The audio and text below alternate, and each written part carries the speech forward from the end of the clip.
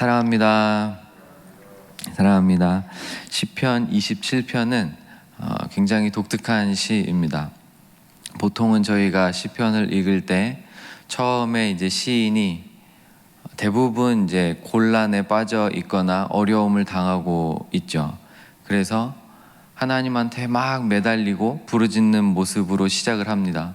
하나님 어찌하여 나를 가만히 두십니까? 왜 내가 부르짖을 때 응답하시지 않는 것 같습니까? 막 이러면서 때로는 한탄도 하고 때로는 하나님한테 막 진짜 매달리고, 어떻게 보면 뉘앙스가 욕만 안 했지 하나님한테 진짜 막 처절하게 외치는 그런 모습으로 시작을 많이 해요. 그러다가 딱 중반이 지나가면 그 문제나 고통이 놀랍게 하나님의 섭리 가운데 해결이 되고 문제가 풀어지고 하나님을 찬양하는 모습으로 시가 끝납니다. 근데 오늘 저희가 읽은 27편은 이 모양이 거꾸로입니다. 처음부터 하나님을 놀랍게 찬양해요. 진짜 와, 이렇게 멋있게 하나님을 찬양할 수 있구나 라는 생각이 들 정도로 멋있게 찬양을 합니다. 그래서 1절부터 6절까지 너무 멋있게 찬양을 하는데 7절부터 갑자기 여호와여 내가 소리를 내어 부르짖을 때 들어주시고 또 나를 긍휼히 여기사 응답을 좀 해주십시오.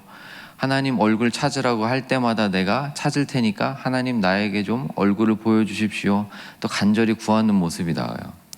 그러니까 이것만으로도 이 시편 27편은 굉장히 독특한 형식을 가진 시입니다. 그러면은 이 시가 다른 시들과는 다르게 처음에 굉장히 좋았다가 갑자기 나빠진 거냐, 상황이 꼭 그렇게 볼 필요는 없을 것 같습니다.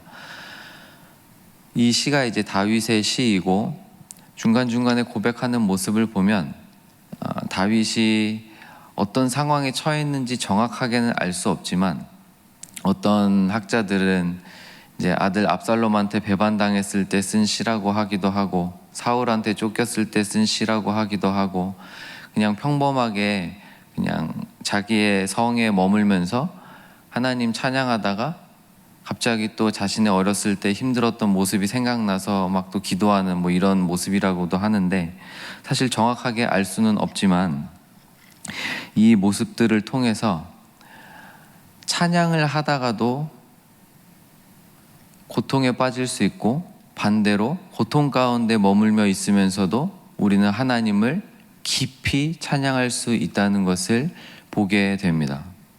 1절에 보시면 여호와는 나의 빛이요 나의 구원이시니 내가 누구를 두려워하리요. 두려워할 자가 없다는 거예요.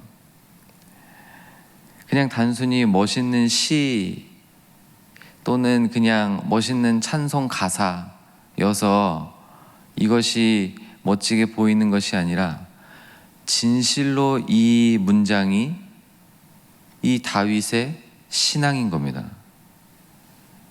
다윗에게 대적이 얼마나 많았습니까?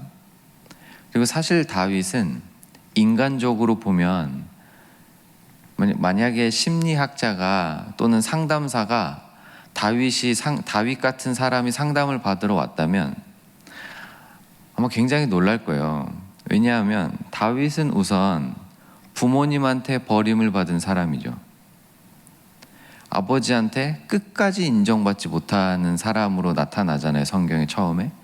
그 어렸을 때 유년기 시절에 아버지로부터 받았던 깊은 상처, 그 다음에 그러면 형제들끼리 우애라도 좋으면 모르겠는데 형제들도 다윗을 인정하지 않죠.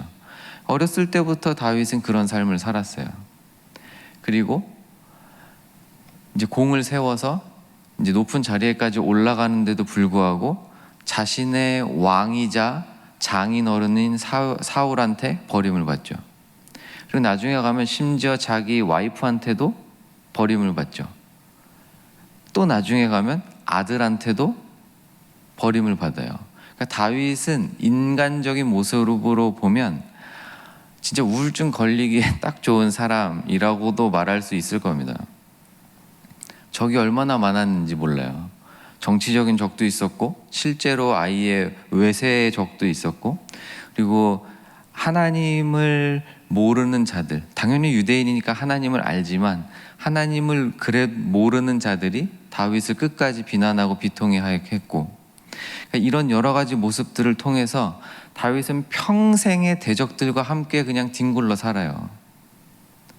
그런데도 다윗의 신앙은 뭡니까? 하나님이 나와 함께 하신다면 나는 두려워할 자가 없다. 이게 다윗을 다윗으로 만든 신앙입니다. 여호와는 나의 빛이요 나의 구원이시니 내가 누구를 두려워하리요. 여호와는 내 생명의 능력이시니 내가 누구를 무서워하리요. 실제로 다윗 무서워한 적 많죠. 사울 앞에 가서 막 두려워서 떨기도 하고 완전히 무릎 꿇기도 하고 이방 나라에 도망가서 침 흘리면서 미친 척 하기도 하고 두려워한 적 많아요. 근데 그런 순간순간의 어려움과 고통 가운데 빠져 있을 때라도 이 신앙으로 다시 일어선다는 겁니다. 2절에 악인들이 내 살을 먹으려고 내게로 왔는데 나의 대적들, 나의 원수들인 그들은 결국에는 실족하여 넘어지게 만들어 주셨다라는 고백이에요. 군대가 나를 대적하여 진칠지라도 내 마음이 두렵지 아니하며 전쟁이 일어나 나를 치려 할지라도 나는 여전히 태연하리로다. 그러면서 다윗이 평생에 붙들었던 하나님, 그리고 그 하나님을 어떤 심정으로 붙들었는지, 다윗의 신앙의 그 가장 깊은 곳의 뿌리가 무엇인지를 잘 보여주고 있습니다. 그래서 이 시편 27편은 처음 시작할 때부터 나는 하나님 때문에 사람을 두려워하지 않을 겁니다 라는 고백을 하고, 맨 마지막 절에 가서 너는 여호와를 기다릴지어다, 강하고 담대하며 여호와를 기다릴지어다. 하여튼 간에 나는 하나님만 바라본다.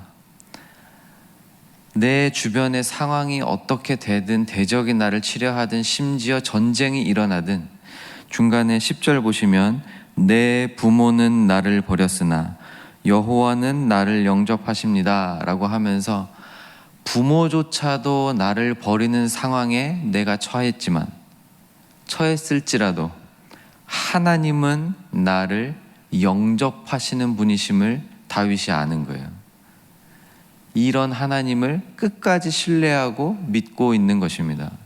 그래서 마지막 절에 너는 여호와를 기다려라. 근데 두려워 떨면서 덜덜덜덜 떨면서 우울해하면서 조용히 어디 들어가서 그렇게 기다리는 게 아니라 강하고 담대하며 여호와를 기다릴지어다. 이렇게 시의 마지막을 적는 거죠. 그래서 1절과 마지막 절을 통해서 이 시는 정말 간절히 하나님을 사모하는 한 사람이 지은 시라는 것을 알 수 있습니다. 근데 이 시를 더 아름답게 만드는 건 중간중간의 내용들이에요. 4절 보시면 내가 여호와께 바라는 한 가지가 있습니다. 너무 멋있는 고백인 것 같아요. 내가 여호와께 바라는 한 가지가 있는데 그것을 구합니다. 그게 뭐냐 하면 내가 내 평생에 여호와 집에 살면서 여호와의 아름다움을 바라보며 그의 성전에서 사모하는 그것이라. 평생에 바라는 게 한 가지가 있다면, 한 가지일 리가 없죠. 사람이 살면서 바라는 게 얼마나 많겠어요. 근데 그런 거 다 걸러내고 정말 단 한 가지만을 구할 수 있다면 저는 이것을 구할 겁니다. 하나님, 내가 평생에 하나님의 영광을 구하며 살기 원합니다. 바꾸면 하나님 만나면서 살고 싶습니다. 하나님 보기를 원합니다. 내가 내 평생에 여호와 집에 살면서 여호와의 아름다움을 보기를 원합니다. 사람은 그 유명한 소설이잖아요. 사람은 무엇으로 사는가? 답이 뭐죠? 사랑으로 삽니다. 근데 사람은 왜 사랑을 하게 될까요? 사람은 무언가를 사랑하잖아요. 또는 누군가를 사랑하면서 살잖아요. 그리고 그 사랑을 받으면서 살잖아요. 왜 사랑하는 걸까요? 좀 철학적인 답이지만 아름답기 때문에 사랑합니다. 아름다움의 근원이 누구시죠? 하나님입니다.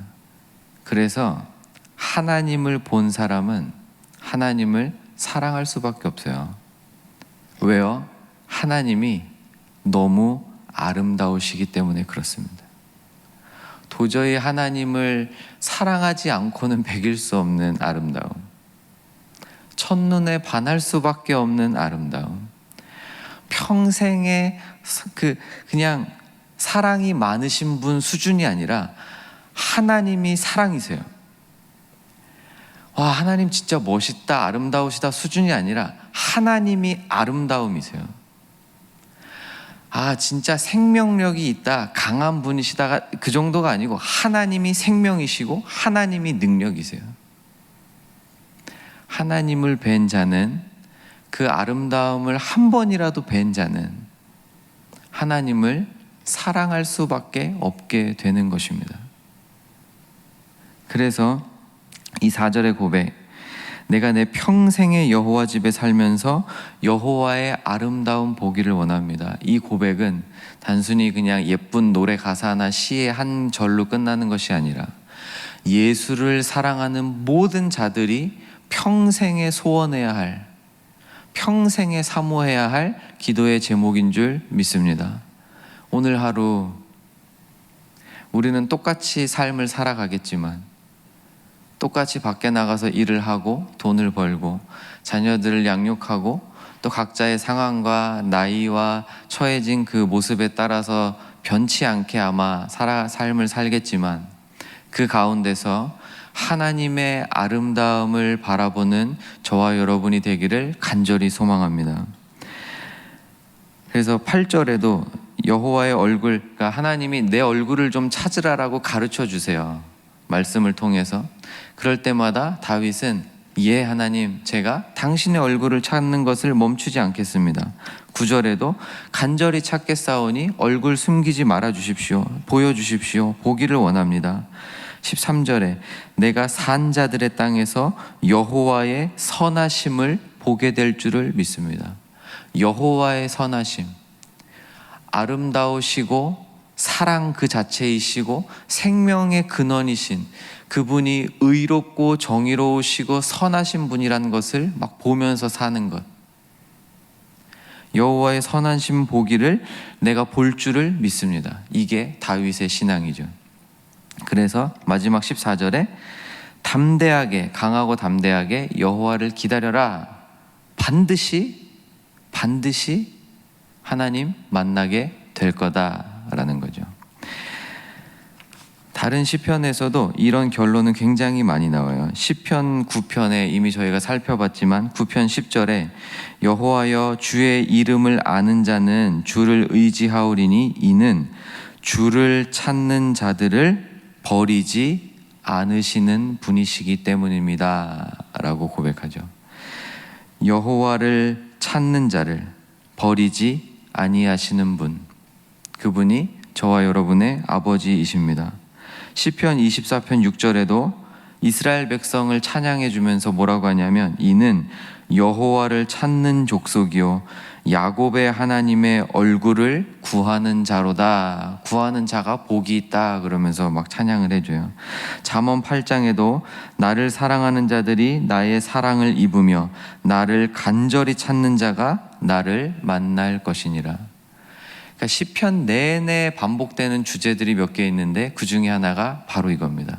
여호와를 찾는 자는, 여호와를 보기 원하는 자는 보게 될 것이다. 오늘 하루 하나님의 아름다우심을 보시는, 하나님의 사랑에 빠질 수밖에 없는 그 아름다움을 보시는 오늘 하루 되시기를 주님의 이름으로 축원드립니다. 기도하겠습니다.